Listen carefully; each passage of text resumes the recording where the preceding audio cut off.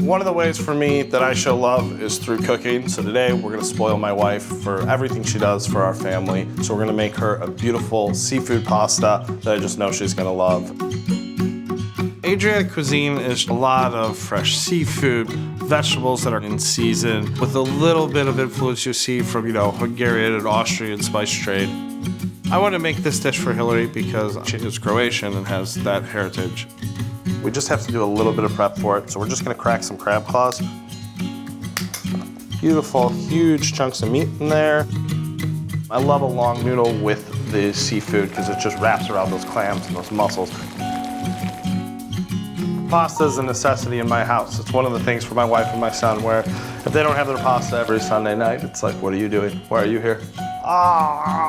Help has arrived. Should we dump it? Dump it. Should we put some salt in there, Luca? Salt? You like putting the salt in. Good job, buddy. All right, you go get Mama, I'll keep cooking, okay? So our pasta's good to go.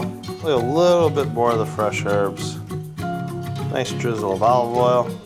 This to me is just perfect coastal cooking. Now I gotta go track down my runaway sous chef. Dinner!